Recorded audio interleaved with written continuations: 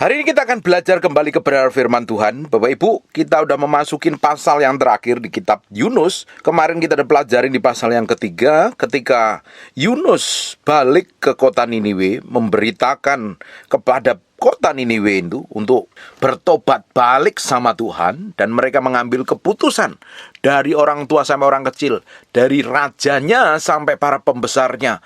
Mereka berpuasa, mereka merendahkan diri di hadapan Tuhan. Sampai ternak hewannya pun dilarang makan, dilarang minum. Dan apa yang terjadi? Ketika di Yunus pasal yang ketiga, ayat yang ke-10, ketika Allah melihat perbuatan mereka itu, yakni bagaimana mereka berbalik dari tingkah lakunya yang jahat, maka menyesalah Allah karena malapetaka yang dirancangkannya terhadap mereka, dan ia pun tidak jadi melakukannya. Ketika ada pertobatan, Tuhan berubah hati.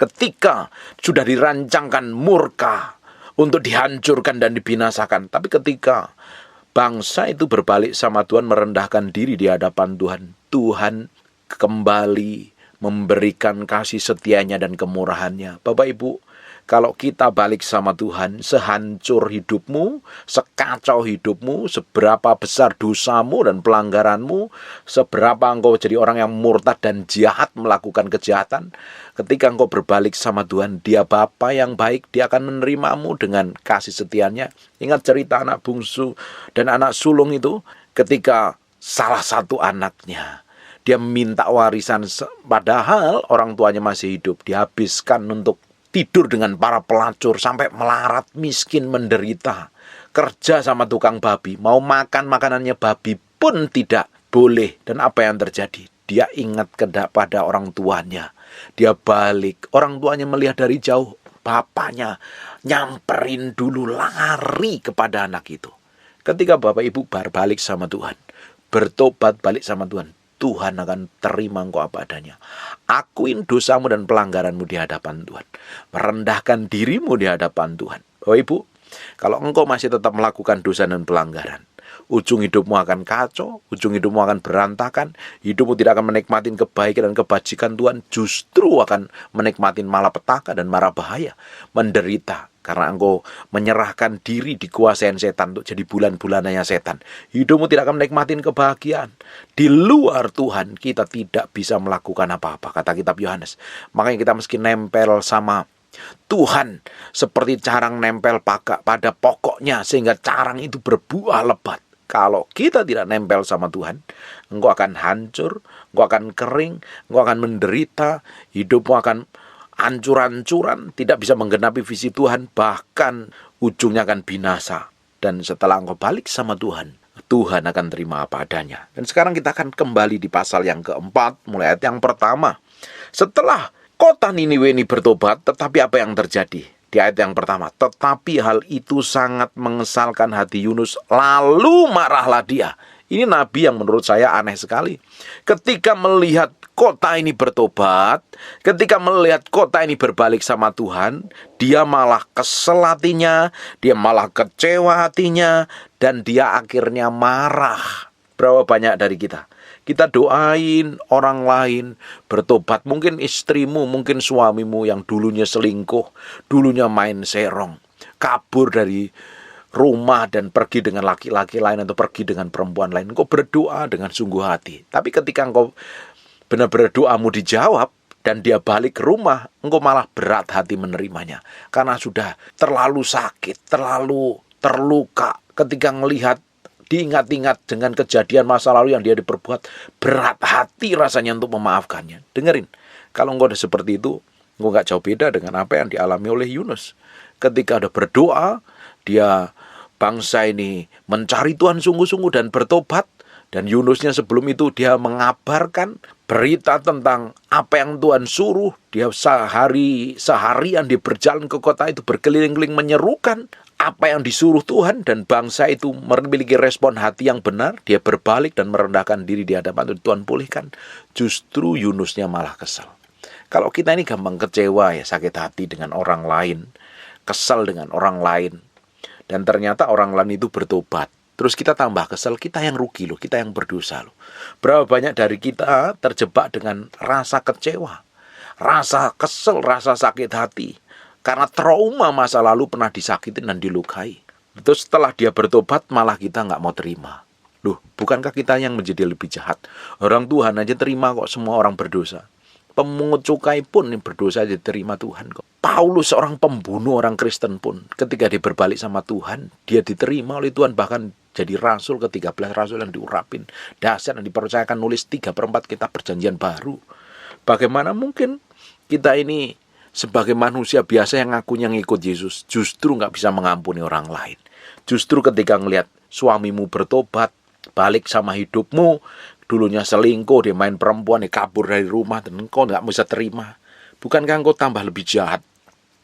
Apalagi kau ngelihat orang lain bertahun-tahun dia bertobat nyakitin hidupmu, ternyata dia ngambil keputusan untuk berbalik sama Tuhan, dan engkau taruh curiga, taruh khawatir, taruh kesel, bahkan marah kalau dia dekat dengan kamu. Loh, apa bedanya kamu dengan orang-orang jahat kalau udah seperti itu? Kita mesti jagain hati kita ini dengan baik. Jangan kita marah ketika melihat orang lain bertobat.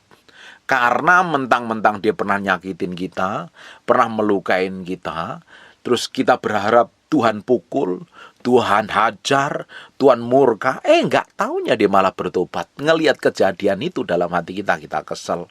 Nah, itu sama dengan hati kita ini memiliki sikap hati yang jahat karena kecewa. Itu harus dibereskan di hadapan Tuhan. Kita harus benar-benar memiliki sikap hati yang benar di hadapan Tuhan ini. Jangan melihat orang lain sadar diri, bertobat, diberkatin, malah kita kesel.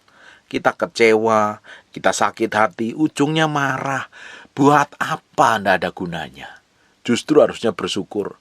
Lihat semua kejadian yang terjadi di sekitar hidupmu. Orang dilawat Tuhan, orang bertobat, orang berbalik sama Tuhan. Makanya kita ini mesti menempatkan hati kita ini dengan tepat di hadapan Tuhan. Jangan kita buka celah. Nanti kita buka celah, ingat-ingat masa lalu, ingat-ingat betapa disakitinya, betapa dilukainya. Nanti malah sakit hati. Tidak ada gunanya sama sekali. Kita harus benar-benar belajar menempatkan hati ini dengan tepat di hadapan Tuhan. Kita lanjutkan di ayat yang kedua. Dan berdoalah ia kepada Tuhan, katanya, ya Tuhan, bukankah telah kukatakan itu ketika aku masih di negeriku? Itulah sebabnya maka aku dahulu melarikan diri ke Tarsis, sebab aku tahu bahwa engkaulah Allah yang pengasih dan penyayang, panjang sabar, yang dan berlimpah kasih setia, serta menyesal karena malapetaka yang hendak didatangkannya. Tuhan itu Tuhan yang baik kok. Tuhan itu luar biasa. Tuhan kita itu Tuhan Maha Pengampun. Dengerin semua khotbah saya tentang pengampunan. Mengampuni pasangan yang selingkuh, mengampuni orang yang mengecewakan, mengampuni orang-orang yang menyakitin dan lain sebagainya. Saya banyak bahas di area ini. Karena banyak orang nggak bisa menjaga hatinya dengan baik. Mudah kecewa, mudah sakit hati, mudah terluka, mudah tersinggung, mudah marah, mudah dendam, mudah iri hati. Padahal itu sebenarnya pintu bagi setan untuk menguasai hidupmu. Kalau hari ini engkau jadi orang yang gampang tersinggung, gampang marah, gampang sakit hati, ingat-ingat perlakuan orang di masa lalu, kamu ingat-ingat sampai hatimu sakit rasanya. Sebenarnya engkau membuka diri untuk setan menggagain hidupmu loh. Tuhan kita itu Tuhan yang baik. Tuhan kita adalah Allah yang setia, Allah pengasih dan penyayang. Dia panjang sabar, berlimpah kasih setianya. Ketika seseorang balik sama Tuhan, Tuhan terima. Selama masih kasih karunia-Nya tersedia sampai hari ini. Kalau engkau dengar firman hari ini, dan posisimu sedang berdosa, melakukan kejahatan, penuh kepahitan, sakit hati, benci, dendam, dan lain sebagainya.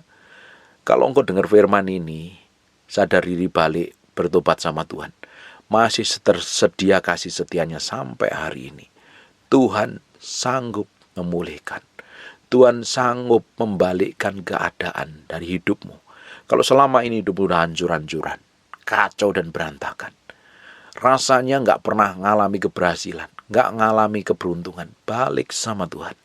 Cari Tuhan, kejar Tuhan, hidupin kebenaran, rendahkan hati di hadapan Tuhan.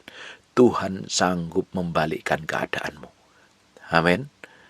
Masih tersedia kasih setianya sampai hari ini. Tuhan kita adalah Tuhan yang baik, Tuhan yang penuh kasih setia. Amin. Kita lanjutkan di ayat yang ketiga. Jadi sekarang ya Tuhan, cabutlah kiranya nyawaku, karena lebih baik aku mati daripada hidup. Bayangin, karena kesel, karena kecewa, orang itu gampang putus asa, sakit hati. Apa gunanya hidup? Lebih baik aku mati. Kalau engkau sering ngomong lebih baik aku mati karena udah semua orang mengecewakan. Tuhan tidak pernah mengecewakan. Yunus ini memiliki cara pikir yang salah. Dipikir Tuhan mengecewakan hidupnya.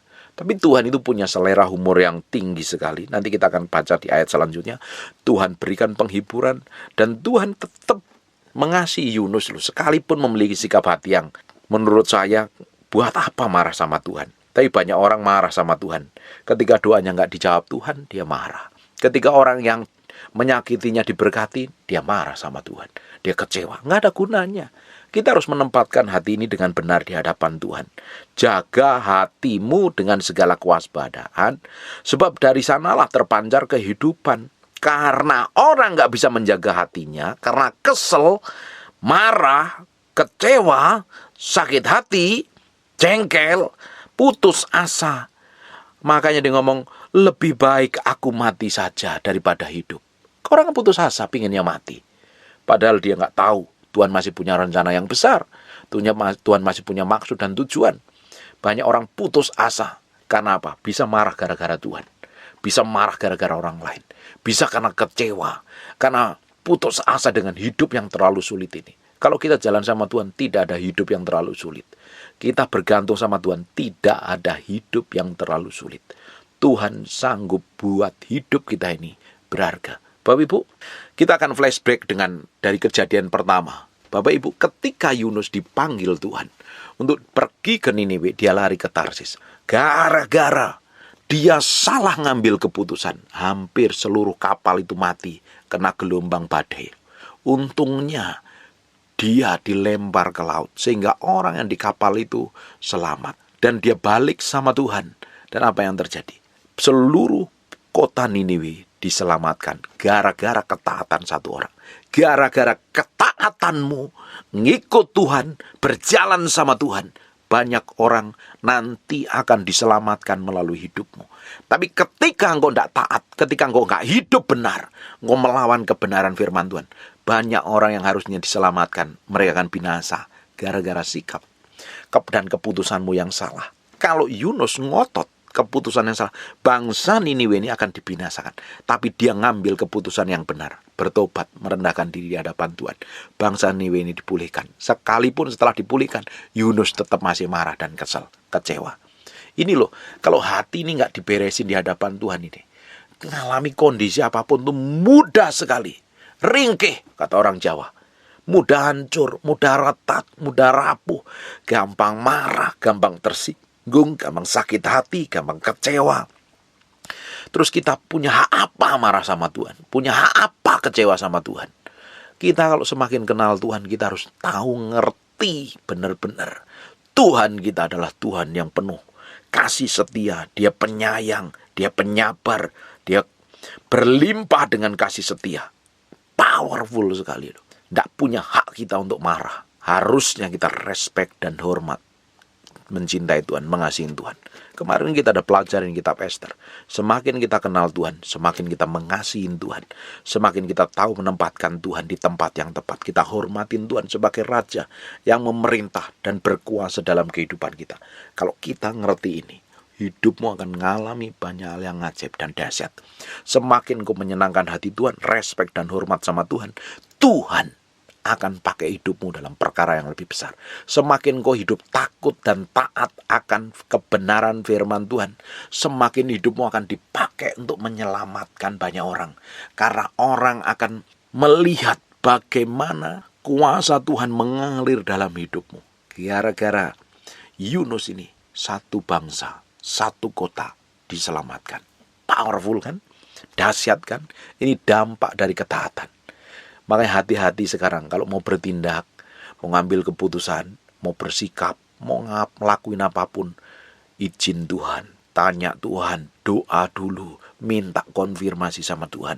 Kalau Tuhan suruh, kerjakan dan lakukan. Kalau Tuhan gak suruh, jangan coba-coba kamu lakukan. Ujungnya hanya membuat hidupmu tambah hancur, tambah kacau, tambah berantakan. Bukan menikmatin semua kebaikan Tuhan, malah engkau babak belur. Jangan pernah cari gara-gara dengan Tuhan. Kalau engkau gak disuruh Tuhan, jangan lakukan. Hanya pakai kekuatan daging sendiri, engkau akan ketemu problem dan masalah. Tapi kalau Tuhan suruh lakukan, Tuhan beri tanggung jawab, kerjakan, setia, lakukan terus, sekalipun belum terlihat, lakukan dan setia. Ujungnya hidupmu akan memberi dampak bagi banyak orang. Hidup saya, setelah saya ngalami Tuhan, saya kenal Tuhan, saya dilawat Tuhan di Bali, saya memutuskan untuk melayani Tuhan, saya belajar firman. Sampai hari ini saya baru melihat betapa baiknya Tuhan. Di awal-awal saya nggak melihat jalan yang jelas itu seperti apa jalan sama Tuhan. Semuanya masih tanda tanya kok. Tapi saya setia, saya kerjakan tanggung jawab yang Tuhan percayakan sama saya. Saya tetap bangun keintiman, saya berdoa, saya nyembah Tuhan, saya belajar firman. Dari tahun ke tahun. Orang nggak lihat, orang nggak perhatikan. Setia terus lakukan. Melayani satu tempat, dua tempat, melayani satu orang, dua orang, muridkan satu orang, setia terus saya lakukan. Nggak jelas. Sampai kapan Tuhan promosi saya? Sampai kapan Tuhan pakai saya? Sampai kapan orang mau dengerin khotbah saya? Saya nggak tahu awal mulanya. Tapi saya lakukan dengan setia. Karena ketaatan saya. Karena kesetiaan saya. Banyak orang hari ini diubahkan hidupnya ketika dengar pengajaran, dengerin khotbah yang saya sampaikan. Karena ketaatan hidupmu. Karena kesetiaan hidupmu. Karena komitmen hidupmu dengan Tuhan. Nanti banyak orang akan diberkati. Banyak orang akan diubahkan melalui hidupmu. Memang awalnya nggak jelas kemana. Arahnya nggak jelas. Kapan, di mana Tuhan mau pakai kita. Memulainya dipromosi. Kapan, nggak jelas semuanya. Tapi setia terus. Karena Allah sedang mempersiapkan sesuatu yang besar. Ketika sampai hari ini engkau tetap setia dan melayani Tuhan. Ternyata belum dipromosi. Belum dipakai Tuhan. Belum diangkat Tuhan. Setia tetap lakukan. Sebenarnya Tuhan sedang mempersiapkan engkau untuk suatu perkara yang besar. Dan hari ini sedang Tuhan urusin hatimu. Tuhan persiapkan karaktermu. Tuhan siapkan engkau menjadi seorang pemimpin yang besar dan memiliki pengaruh yang besar. Jalan saja terus sama Tuhan. Tidak perlu gerutu, tidak perlu ngomel, tidak perlu ngeluh. Ujung dari ketaatan kita akan menikmati perkara ilahi yang besar. Promosi dan peninggian datangnya dari Tuhan. Kita belajar dari apa yang dilakukan oleh Yunus ini. Ketika Yunus nggak taat dengan apa yang Tuhan firmankan, dia akan membahayakan banyak orang. Orang di kapal hampir binasa. Dan tentunya orang di kota Niniwe ini akan dibinasakan. Karena dia belum dengar berita yang disampaikan oleh Yunus.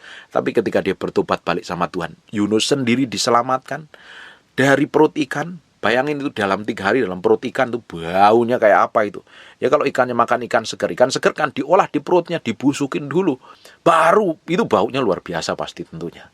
Dan itu sebagai proses yang dia harus alami karena ketidaktaatan. Berapa banyak dari kita karena ketidaktaatan. Kita kejebur masalah. Kita kecemplung problem persoalan yang gak penting banget. Kita buang-buang waktu sia-sia. Kan lebih baik kita hidup taat dan takut akan Tuhan. Kita jalan sama Tuhan. Kita nikmatin semua kebaikan dan kemurahan Tuhan. Daripada kita kecemplung, kejebur masalah. Kita rugi waktu, rugi uang, rugi tenaga, rugi pikiran, rugi perasaan dan lain sebagainya. Jalan sama Tuhan. Takut sama Tuhan. Ujung hidup akan jadi berkat. Seperti Yunus ketika takut.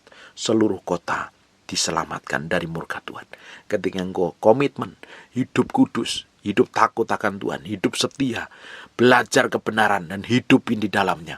Banyak orang akan diberkatin, banyak orang akan diselamatkan melalui kehidupanmu. Dan nama Tuhan akan ditinggikan atas hidupmu dan atas keluargamu, atas anak dan cucumu. Amin. Ketika engkau melihat hal yang ajaib yang Tuhan kerjakan, engkau akan baru ngerti, tahu, respect dan hormat sama Tuhan. Kita belajar dari apa yang dilakukan Yunus ini. Yunus ketika melihat kota ini bukannya bahagia, bukannya senang, malah kecewa. Tetapi di ayat 4 firman Tuhan, layakkah engkau marah? Jadi Tuhan tetap baik kok. Perhatikan ayat yang kelima. Yunus telah keluar meninggalkan kota itu karena kesal. Di sebelah timurnya, ia mendirikan di situ sebuah pondok dan ia duduk di bawah naungannya menantikan apa yang akan terjadi atas kota itu. Masih hatinya itu belum plong, belum rela, belum belum tulus, senang melihat kota diselamatkan. Masih kesel dan jengkel. Perhatikan, Tuhan punya selera humor yang luar biasa di ayat yang ke-6. Lalu atas penentuan Tuhan, Allah tumbuhlah sebatang pohon jarak melampaui kepala Yunus untuk menaunginya agar ia terhibur, dan daripada kekesalan hatinya, Yunus sangat bersuka cita karena pohon jarak itu. Justru karena ada pohon jarak di hatinya senang. Tapi ketika melihat kota itu bertobat, dia nggak senang. Karena memang dari dasar hatinya udah jengkel dan marah. Orang itu kalau udah jengkel dan marah, meski sadar diri, koreksi hati, selidiki kenapa aku sampai marah, kenapa aku sampai kesel. Punya alasan enggak aku kesel ini. Ini berkenan di hadapan Tuhan apa tidak? Kalau enggak berkenan, stop marah, stop kesel. Bapak Ibu, Yunus ini tetap marah loh. Tetapi Tuhan punya selera humor yang luar biasa. Dia jago menghibur gara-gara pohon jarak yang tumbuh ini hatinya bersuka cita. Tetapi di ayat yang ke-7, keesokan harinya ketika fajar menyingsing, atas penentuan Allah datang seekor ulat yang menggerakkan pohon jarak itu sehingga layu. Perhatikan ya, di ayat yang ke-6 dan 7 ada dua kata yang diulang. Lalu atas penentuan Tuhan. Di ayat yang ke-7-nya, atas penentuan Allah datang seekor ulat. Perhatikan baik-baik. Semua yang terjadi dalam kehidupan kita itu karena kehendak Tuhan. Bukan Tuhan iseng, Tuhan punya maksud dan tujuan. Tuhan punya rencana dalam setiap apapun kejadian yang terjadi dalam kehidupan kita. Bapak Ibu meski sadar diri, kalau seakan-akan Tuhan itu gak muncul, tapi Tuhan hadir, tapi dia seperti gak tanda tangan saja. Tapi dibalik semuanya itu dalam kondisi, dalam rancangannya Tuhan, bukan terjadi secara kebetulan. Tuhan punya maksud dalam kehidupan kita. Apapun yang terjadi sampai hari ini pun Tuhan punya maksud dan tujuan dalam hidupmu. Engkau sedang ngalamin apa? Persoalan apa yang kamu hadapi? Tekanan apa? Himpitan apa? Apapun lah yang terjadi, itu semua diizinkan Tuhan. Tujuannya satu, supaya engkau tuh balik sama Tuhan. Hatimu tuh nempel sama Tuhan. Bukan fokus kepada semua persoalan dan masalah. Balik sama Tuhan. Kuasain hati dengan benar, supaya kita ini bisa melihat kebaikan Tuhan. Yunus ini kurang bisa melihat kebaikan Tuhan. Di ayat yang ke-6-nya, lalu atas penentuan Tuhan, Allah tumbuhlah sebatang pohon jarak melampaui kepala Yunus untuk menaunginya agar ia terhibur daripada kekesalan hatinya. Yunus sangat bersuka cita karena pohon jarak itu. Di ayat yang ke-7, tetapi keesokan harinya ketika fajar menyingsing, atas penentuan Allah datang seekor ulat yang mengerek pohon jarak itu sehingga layu.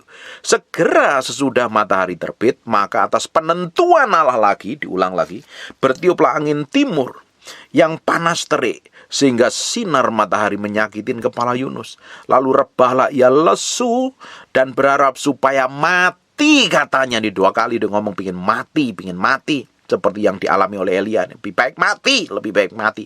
Karena apa? Terlalu jengkel dan gampang kecewa. Orang yang gampang kecewa, gampang kesel, gak bisa mengendalikan hatinya, gampang putus asa, dan ujungnya pingin mati saja. Buat apa aku hidup? Gak ada yang peduli, gak ada yang sayang sama aku. Hidupku kok menderita terus, ngawur. Tuhan tetap peduli sama kamu. Kalau Tuhan gak peduli, engkau udah lewat, udah mati itu. Kalau sampai hari ini kita masih bernafas dengan bebas, menikmatin berkat Tuhan, tidur dengan nyenyak, makan dengan kenyang, pakai kendaraan bagus, pakai baju bagus, itu bukti Tuhan pelihara hidup. Jangan bilang Tuhan gak pelihara hidupmu. Kalau kamu udah kurang ajar sama Tuhan, namanya kamu gak respect dan hormat sama Tuhan. Tuhan tetap pelihara kok. Jangan bilang kamu hidupmu sendiri merana. Tuhan peduli sama hidupmu. Tuhan jagain hidupmu. Tuhan proteksi hidupmu. Sampai hari ini kita ada. Sampai hari ini kita menikmatin semua kebaikan Tuhan. Tuhan baik adanya. Kita mesti respect dan hormat itu. Semuanya kejadian yang terjadi dalam hidup itu atas penentuan Tuhan. Tuhan punya maksud dan tujuan kok. Gak boleh kita marah. Perhatikan ayat yang ke-9. Tetapi berfirman Allah kepada Yunus, layaklah engkau marah karena pohon jarak itu. Jawabnya, selayaklah aku marah sampai mati. Masih ngotot. Yunusnya masih ngotot. Iya, aku harus marah sampai mati. Karena kesel, terlalu kesel. Yunus ini loh terlalu kesel hatinya. Kenapa bangsa itu bertobat? Kan harusnya dibinasakan. Tapi dia bertobat ternyata bangsa itu. Banyak orang gak bisa terima ketika suaminya balik kembali dalam hidupnya karena dia udah pernah selingkuh, pernah nyakitin, pernah melukai. Dan kamu tambah kesel, tambah benci, tambah jengkel, tambah dendam. Kalau ingat-ingat kamu trauma, kamu sama jahatnya dengan orang yang selingkuh itu. Ingat tentang perumpamaan. Ketika seseorang diampuni karena dia punya hutang banyak, hutangnya dibikin lunas. Hutangnya mungkin 6 miliar, 10 miliar diampuni. Tapi ketika ada orang yang berhutang sama yang sudah diampuni ini, hutangnya 100 ribu, malah orang yang hutang 100 ribu dipukulin, digebukin, itu kan jahat banget. Saya pernah bahas itu, cari khotbahnya itu. Lupa saya judulnya. Sama dengan hidup kita, kalau kita melihat orang yang pernah menyakitin kita bertobat, tapi kita malah marah. Jahat hati kita. Justru harusnya kita senang. Justru harusnya kita bersuka cita. Karena dia sudah bertobat dan dilawat Tuhan. Justru orang-orang itu biasanya akan dipakai Tuhan luar biasa. Jangan kita malah kesel sama orang. Hati-hati loh kalau kita kesel sama orang. Kita marah dengan orang. Nggak taunya dia bertobat. Kita masih tetap marah.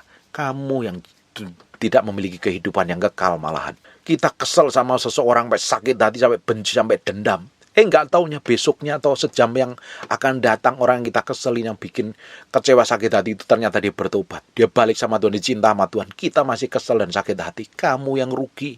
Kamu kehilangan keselamatan nanti. Sebab barang siapa membenci sesamanya, dia adalah seorang pembunuh manusia. Dan tidak ada seorang pembunuh manusia yang memiliki kehidupan yang kekal dalam kerajaan Allah.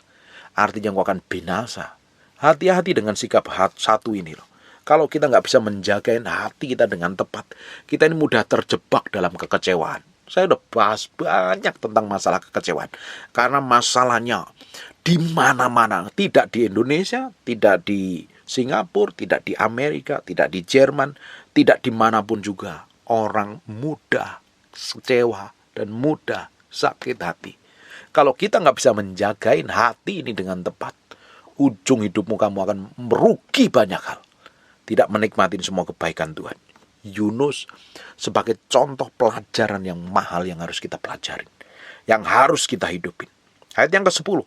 Lalu Allah berfirman, engkau sayang kepada pohon jara itu, yang untuk sedikit pun engkau tidak pernah berjerih payah, yang tidak engkau tumbuhkan dan engkau yang tumbuh dalam satu malam dan bisa dalam satu malam pula. Bagaimana tidak aku sayang kepada Niniwe, kota yang besar itu, yang berpenduduk lebih dari 120.000 orang, yang semuanya tidak tahu membedakan tangan kanan dan tangan kiri, dengan ternaknya yang banyak. Hanya sampai sini toh. Kisah Yunus nggak ditulis lagi. Baru kita akan lihat ternyata Tuhan Yesus promosi Yunus di kitab Matius pasal yang ke-12 ayat yang ke-39. Tetapi jawabnya kepada mereka, angkatan yang jahat ini dan tidak setia ini menuntut suatu tanda. Tetapi kepada mereka tidak akan diberikan tanda lain selain tanda Nabi Yunus. Di Matius 12 ayat 40, sebab seperti Yunus tinggal di dalam perut ikan 3 hari 3 malam, demikianlah juga anak manusia akan tinggal di dalam rahim bumi 3 hari 3 malam. Yesus sebut loh namanya Yunus loh. Perhatikan di pasal yang ke-12 ayat 41. Pada waktu penghakiman, orang-orang Niniwe akan bangkit bersama angkatan ini dan menghukum juga. Sebab orang-orang Niniwe itu bertobat setelah mendengar pemberitaan Yunus, dan sesungguhnya yang berada di sini lebih daripada Yunus. Kita akan lihat di Lukas pasal yang ke-11 ayat 32. Pada waktu penghakiman, orang-orang Niniwe akan bangkit bersama dengan angkatan ini.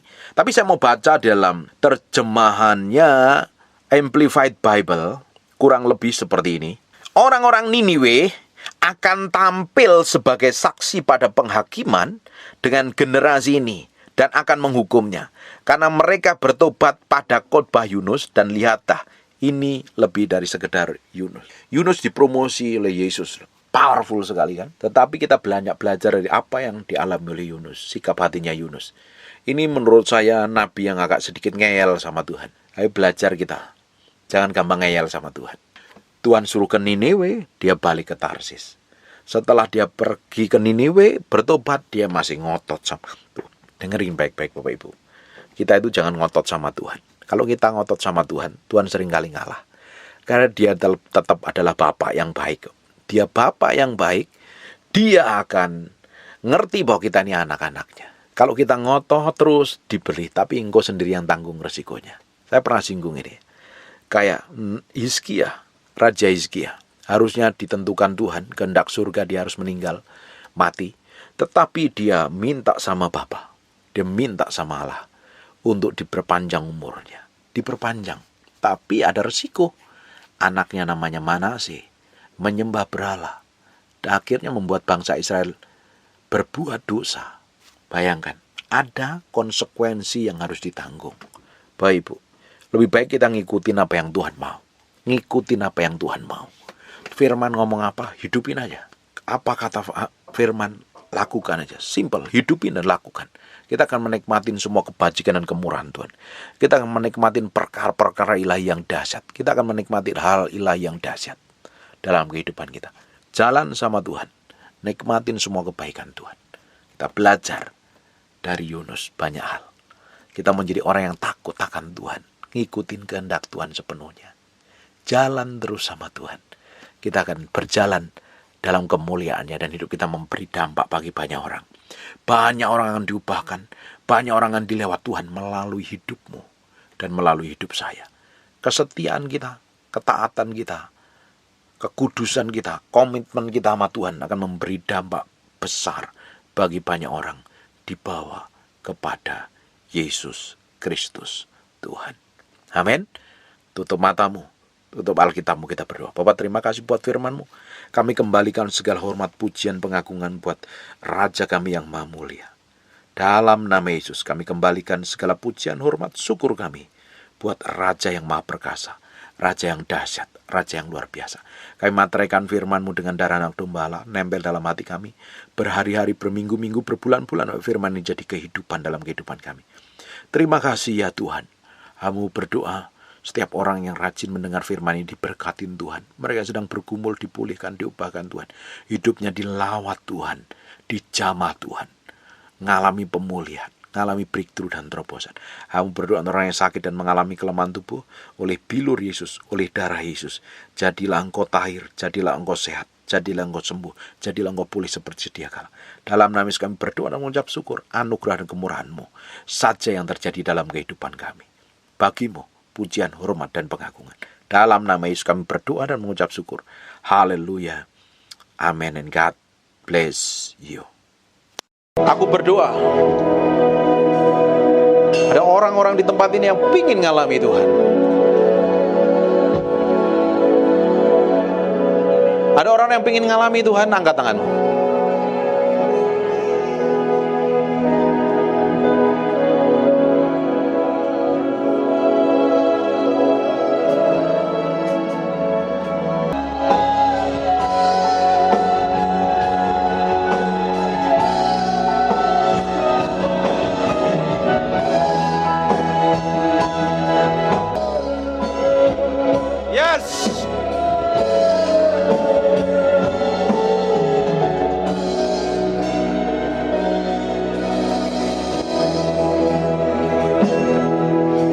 Buka tanganmu dua-dua.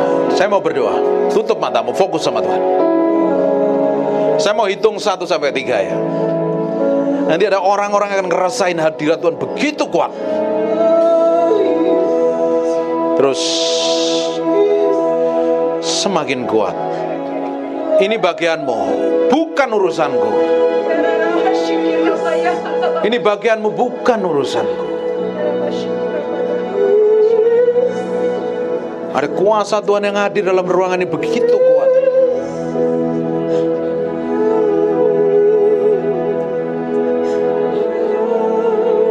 Satu, ada seseorang mulai didamah Tuhan. Hadiratnya begitu kuat.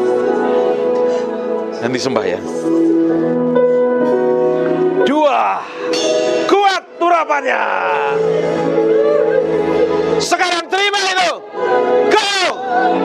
Go! Jesus! Now! Jesus!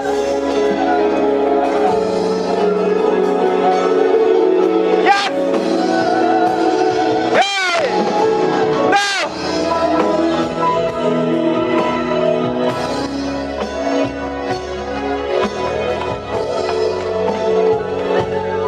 Jesus name.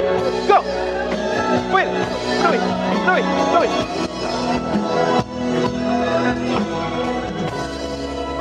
Jesus name. Urapanmu turun. Now. Go. Jesus name. Jesus name. Tuhan. Feel. Penuhi. Jesus name. Enamose. Sianamore. Ini miniana lama. Yes. Urapanmu turun dalam ruangan ini. Karabakenebe. Go.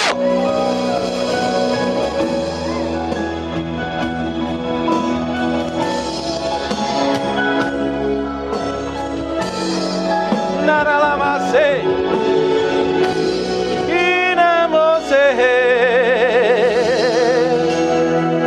Aku perintahkan semua roh jahat dalam ruangan ini yang bukan dari Tuhan,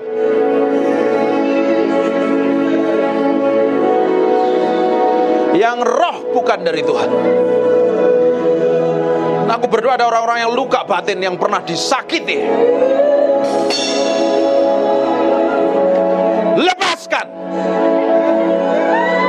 Jesus name. Go.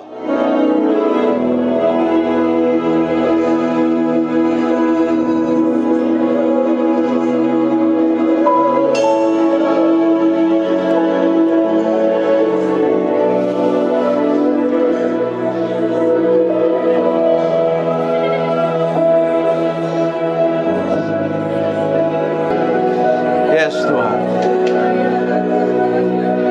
Engkau belum selesai dalam ruangan ini. Ada beberapa orang yang masih dijamah Tuhan. Sampai gak tahan kuat berdiri lah.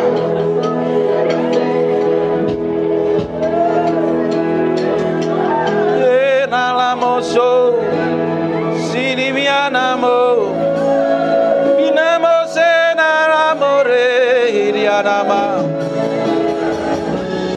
Breathe upon me, breath of God. Pengen nyembah terus kan? Tahu gak? Pengen nyembah terus kan? Enak kan hadiratnya? Bawa pulang hadirat ini. Lakukan setiap hari di kamar doamu. Lakukan di kamar doamu. Ada waktu senggang, bangun keintiman dengan Tuhan. Urapannya akan semakin tebal memenuhi hidupmu loh. Amin. Saya mau melihat ada perubahan besar terjadi dalam ruangan ini.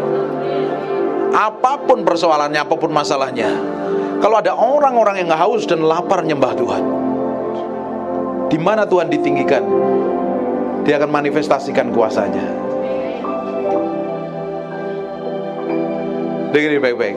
Ada beberapa orang masih rasanya pengen tutup mata dan nyembah Tuhan, dan ini harus selesai. Kalau nggak saya diomelin. Diomelin nanti. Kan waktunya udah selesai. Dengerin baik-baik ya. Semakin hari kamu lakukan setiap hari di kamar doamu, kuasanya semakin real dan nyata. Semakin bangun keintiman pribadinya semakin nyata. Dia real menyertaimu. Dia bukan Tuhan yang seperti kamu bayangin main kecapi di surga, ambil duduk di kursi goyang liatin, ngapain ya anakku ya, enggak. Dia menyertai, this real, berjalan bersamamu. Bahkan kamu ngomong pun disertai, kamu nyembah Tuhan disertai, deal bisnis dengan orang pun akan disertai Tuhan. Kemanapun kau pergi, kuasanya semakin nyata. Dan waktu kamu nyembah Tuhan setiap hari, seperti come breathe upon me, seperti Tuhan hembuskan nafasnya dalam hidup, dan kau bisa bersembunyi dalam hadirat. Come breathe upon me. Ketika Tuhan hembuskan nafasnya dalam hidupmu, rohnya memenuhi hidupmu, Roh Kudus menyertaimu semakin nyata. Salib mahen, mulutmu menyembah Tuhan, tanganmu memugungkan namanya. Dan waktu kamu ngadepin masalah, engkau bersembunyi dalam hadiratnya. Ketika ada roh nyakit dan melukain kamu, kamu tetap berjalan dalam kasih, nggak kesel, nggak jengkel, nggak ngamuan, nggak ngototan. Baru kamu bisa, Jesus I adore, Jesus I adore your holy name. Tuhan berkati Bapak Ibu semuanya.